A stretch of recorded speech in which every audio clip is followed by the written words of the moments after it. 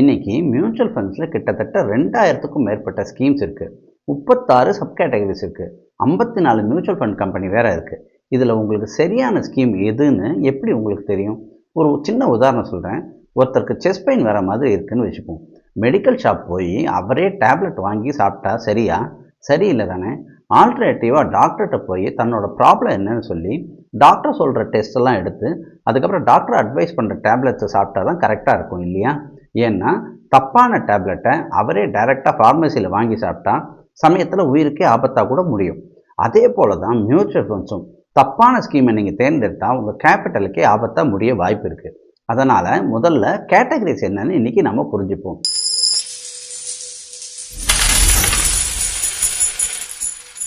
வணக்கம், நான் ஸ்ரீனிவாசன். லாஸ்ட் வீடியோவில் செபி, ஆம்ஃபி, ஏஎம்சினா யார், என்ன பண்ணுறாங்கன்றதை பார்த்தோம். நம்ம பணம் எப்படி சேஃபாக இருக்குன்றது நமக்கு இந்நேரம் புரிஞ்சிருக்கும். இன்றைக்கி மியூச்சுவல் ஃபண்ட்ஸோட கேட்டகரிஸை பற்றி நம்ம பார்ப்போம். ப்ராடாக 3 மெயின் கேட்டகரிஸ் இருக்குது. Equity, debt, hybrid. ஒவ்வொன்றா நம்ம இப்போ பார்ப்போம். ஈக்விட்டி மியூச்சுவல் ஃபண்டுன்னா கம்பெனிஸோட ஷேர்ஸில் இன்வெஸ்ட்மெண்ட் பண்ணுறது. உதாரணமாக இன்ஃபோசிஸ், டிசிஎஸ், ரிலையன்ஸு, ஹெச்டிஎஃப்சி இந்த மாதிரி கம்பெனிஸில் உங்கள் பணத்தை ஃபண்ட் மேனேஜர் இன்வெஸ்ட்மெண்ட் பண்ணுவார். இந்தியா க்ரோ ஆகும்போது இந்த கம்பெனிஸும் க்ரோ ஆகும். கம்பெனிஸ் எல்லாம் க்ரோ ஆகும்போது உங்கள் இன்வெஸ்ட்மெண்ட்டும் க்ரோ ஆகும். அப்ஜெக்டிவ் என்னன்னு கேட்டிங்கன்னா லாங் டேர்ம் வெல்த் கிரியேஷன். ரிஸ்க்கும் ஹை, ரிட்டர்ன் பொட்டன்ஷியலும் ஹை. யாருக்கு சூட் ஆகும்? கிட்ஸோட எஜுகேஷன், ரிட்டைர்மெண்ட், வெல்த் கிரியேஷன் இந்த மாதிரி லாங் டேர்ம் கோல்ஸுக்கு. ஈக்விட்டியோட 3 மெயின் சப் கேட்டகரிஸ் இருக்குது. ஒன்று லார்ஜ் கேப் ஃபண்டு. இந்தியாவோட டாப் 100 கம்பெனிஸில் இன்வெஸ்ட்மெண்ட் பண்ணுவாங்க. டாடா, இன்ஃபோசிஸ் இந்த மாதிரி எஸ்டாப்ளிஷ் கம்பெனிஸில். Relatively stable, steady growth. Time horizon minimum 5 years. ரெண்டாவது மிட் கேப் ஃபண்ட். இந்தியாவோட டாப் 101 கம்பெனிஸ் டு 250 கம்பெனிஸ் வரைக்கும் இன்வெஸ்ட்மெண்ட் பண்ணுவாங்க.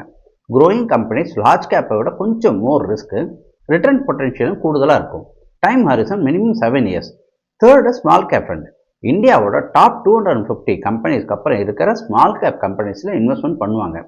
High risk, high return potential also there. Long டேர்மில் ரிவார்ட்ஸ் கொடுக்கும். Time horizon minimum 7 years. இதுக்கப்புறமும் இன்னும் பல ஈக்விட்டி சப் கேட்டகரிஸ் எல்லாமே இருக்குது.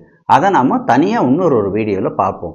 Second broad category is debt mutual fund. Debt mutual ஃபண்டுனா கவர்மெண்ட் பாண்ட்ஸ், கம்பெனி பாண்ட்ஸில் இன்வெஸ்ட்மெண்ட் பண்ணுறது. சிம்பிளாக சொல்லணும்னா கவர்மெண்ட்டுக்கும் பெரிய பெரிய கம்பெனிஸ்க்கும் கடன் கொடுக்கறது. அவங்க இன்ட்ரெஸ்ட் கொடுப்பாங்க, அது உங்களுக்கு ரிட்டர்னாக வந்து சேரும்.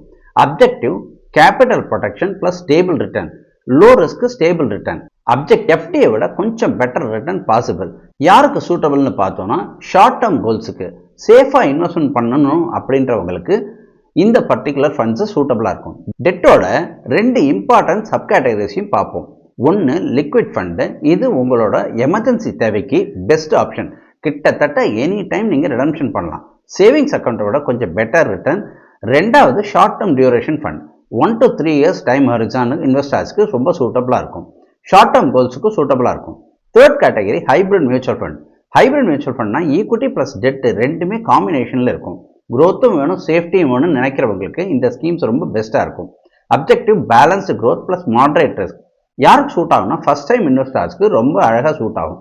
எஃப்டியோட பெட்டர் ரிட்டர்ன் வேணும்னு நினைக்கிறவங்களுக்கு சூட் ஆகும். ரொம்ப ஹைப்ரிட்டோட 3 இம்பார்ட்டன்ட் சப் கேட்டகரிஸை பற்றி இப்போ நம்ம பார்ப்போம். ஒன்று டைனமிக் அசட் அலோகேஷன்.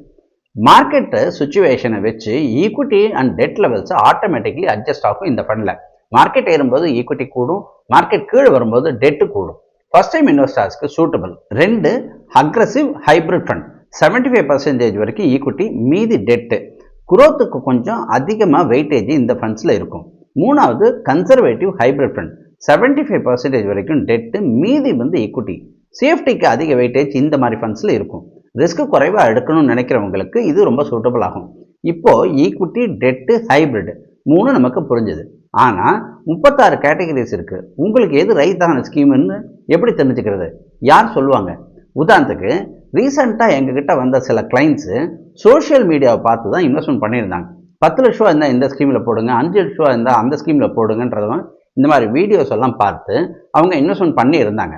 ஆனால் அவங்க ரிஸ்க் ப்ரொஃபைலுக்கும் அவங்களோட கோலுக்கும் சம்மந்தமே இல்லாமல் இருந்தது அந்த ஃபண்ட்ஸு. ரிசல்ட்டு அவங்களுக்கு லாஸ் தான். ரேண்டமாக ஸ்கீமை சூஸ் பண்ணால் உங்கள் தேவைக்கு சூட் ஆகுமான்றது தெரியாது. ரிட்டர்ன்ஸும் வராது, பணமும் போகும். ஒரு விஷயம் மறக்காதீங்க, ஒரே ஒரு ராங் ஃபைனான்ஷியல் டிசிஷன் உங்களை பல வருஷம் பின்னோக்கி தள்ளி கொண்டு போயிடும்.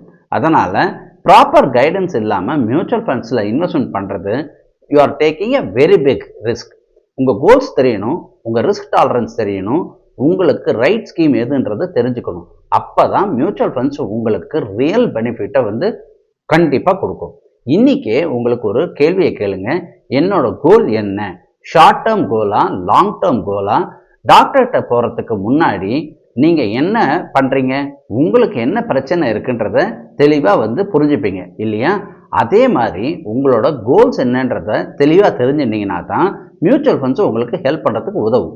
இன்வெஸ்ட்மெண்ட் பண்ணுறதுக்கு முன்னாடி உங்கள் கோல் என்னன்னு நீங்கள் முடிவு பண்ணணும். நீங்கள் கன்சர்வேட்டிவா, மாடரேட் இன்வெஸ்டாரா அல்லது அக்ரஸிவ் இன்வெஸ்டாரான்றதை எப்படி தெரிஞ்சுக்கிறது, அதை எப்படி கண்டுபிடிக்கிறதுன்னு நெக்ஸ்ட் வீடியோவில் ஃபுல் கிளாரிட்டியை கொடுக்குறேன். இந்த வீடியோ யூஸ்ஃபுல்லாக இருந்தால் லைக் பண்ணுங்கள், ஷேர் பண்ணுங்கள், சப்ஸ்கிரைப் பண்ணுங்கள். இது தெரியாதவங்களுக்கு ஷேர் பண்ணுங்கள். பர்சனல் ஃபைனான்ஸ் சிம்பிளிஃபைட், இது எங்களோட கமிட்மெண்ட்.